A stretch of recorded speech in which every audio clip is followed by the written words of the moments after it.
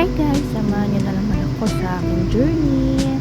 At paano nga ba kung babalik ka na naman sa istasyon na pinanggalingan mo? On the way na sana ako, kaya lang biglang nag-cancel at nag-text si madam na may nararamdaman daw ang kanyang Junakis. Kaya nandito na ako sa Katipunan. Sana babalik na naman ako sa aking pinanggalingan. Nagkakaroon na nga ako ng anxiety. Hindi ko na alam kung sisingilin ba ako ng LRT o malilibre kaya o mag-e-error doon sa entrance. Masyado akong nag-overthink. Baka mamaya pag nag-error at baka mahuli ng security guard.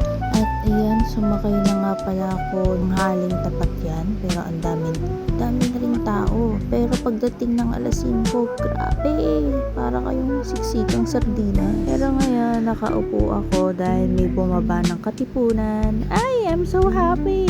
Hindi lang halata kasi nonchalant. Ito ang pangarap ko, ang sumakse sa araw-araw at makaupo sa LRT. Grabe ang pagod na pinagdaraanan ng bawat mga commuter at sabay-sabay pa sila minsan nababiyahe. Sobrang dami mong kaagaw sa buhay. Kaya iba yung saya kapag nakakaupo ka. Daig mo pa yung sumakses at nakakuha ng ayuda sa 4Ps. At matapos nga ang biyahe ay ito na nga, pababa na tayo.